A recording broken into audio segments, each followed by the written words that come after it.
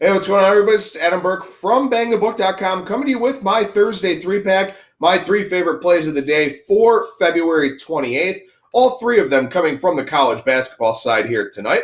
Over at BangTheBook.com, we've got you covered across all of the sports markets. We will have a lot of college basketball content today, including Kyle Hunter's daily college basketball picks piece. We've also got a good preview for USC versus UCLA from Jonathan Willis, and Alan Moody will be putting together his top daily picks in college hoops as well. Admir Algic covering the NBA for us, as well as Alan Moody on a daily basis at BangTheBook.com. We've also got previews up for both NASCAR races this weekend in Las Vegas. We'll have a UFC preview today from Christian Pina, a big card here this weekend, including the Jones versus Smith main event.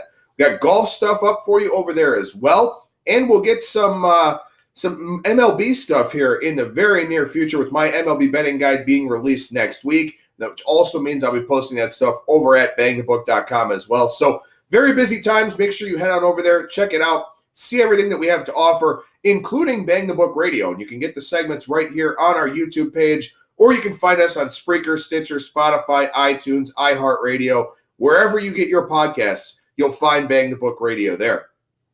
All right, let's take a look at the Thursday three-pack here. My three favorite plays of the night for February 28th as we wrap up the shortest month of the year here. We start with game 613, 614 in the Colonial Athletic Association. Hofstra, a 6.5-point favorite, total of 160.5 on the road against the Drexel Dragons. The first game, 89-75, played to 71 possessions. This is not a good spot for Hofstra here tonight, coming off of a double overtime game and a single overtime game. But this is a team that really can't afford any breaks, any letdowns, because as the class of the conference, they're taking everybody's best shot here, especially because every game in the second half of the conference play season has been a revenge game for the opposition. Hofstra started off a perfect 9-0, so all the teams that they played after that looking for revenge in those head-to-head matchups. Now, again, it's not a good spot for Hofstra. I think it hurts them on the defensive end more than the offensive end. This is a very, very, very good offensive team. 10th in the country in three-point percentage offense, lead the country in free throw percentage. You got a Drexel defense here that is 332nd in the country in adjusted defensive efficiency, 350th in effective field goal defense, and 338th in three-point percentage defense. So Drexel, a bad defensive team. Hofstra, a very good offensive team. The thing for Hofstra, though, here, over their last 5 games, 1.158, 1.276, 1.212, 1.037, 1.398 points per possession allowed for the Pride on defense. So with fatigue a possible factor here tonight, coming off of back-to-back overtime games, including a double overtime game, I would think that would show up on the defensive side of things for Hofstra, not the offensive side. They'll still get their points. They'll still do their thing when they've got the basketball, but I think that effort level could be waning a little bit when they don't have the basketball. Certainly, we've seen that over the last 5 games, and with the spot, I think that could be a possibility here tonight as well. So, game 613, 614, Hofstra on the road at Drexel will go over the big number of 160.5 tonight. Move on to game 637, 638 in the AAC. Tulane takes on Tulsa. Tulsa, 13.5-point favorite. Total on this game, 144.5. Bad spot for Tulane.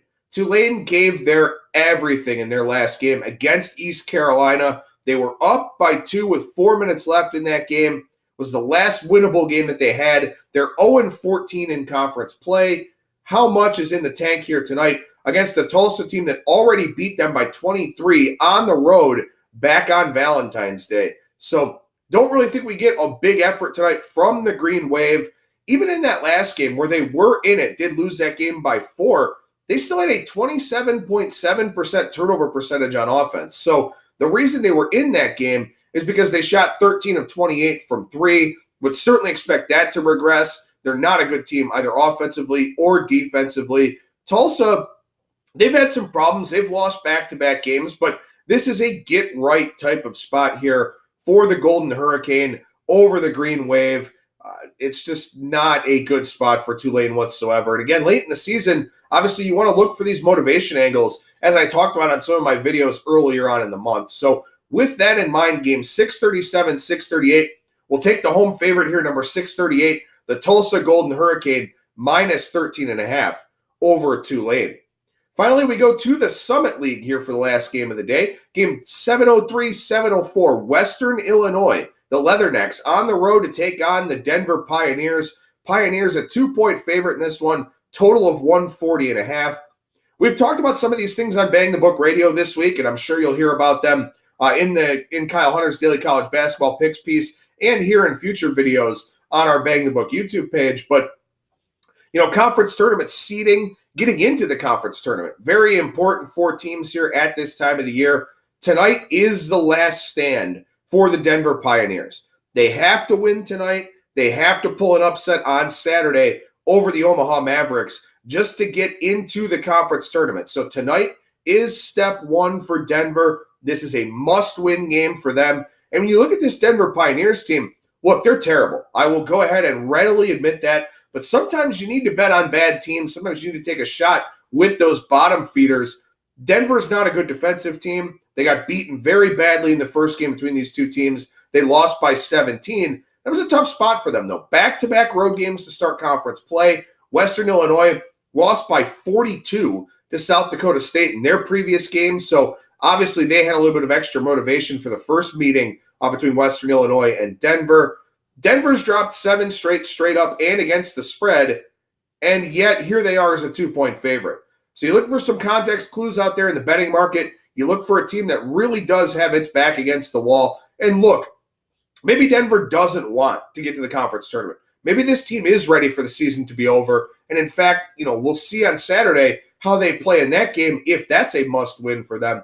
But you got to give Denver the benefit of the doubt tonight. I'll take them minus a bucket at home against Western Illinois. Leathernecks having to go and play in the altitude late in the season here. I think there's enough in Denver's category to cover this number and take care of business in this game. So we'll take number 704, the Denver Pioneers, minus 2. And also keep in mind, if Denver loses this game tonight, Saturday's game means nothing. It will be senior day, but this is a very young Denver Pioneers team, a lot of freshmen playing big minutes. So that game against Omaha on Saturday will mean absolutely nothing for them. So keep that spot circled here. Keep that one in mind if the Pioneers fail to take care of business tonight. So my 3 favorite plays for the Thursday 3-pack. We've got game 613, 614, Hofstra and Drexel over the total of 160.5. 638, number 637, 638, Tulsa, number 638 here, minus 13.5. And then finally, number 704 in the rotation order, the Denver Pioneers, minus 2 over Western Illinois. I'm Adam Burke for BangTheBook.com.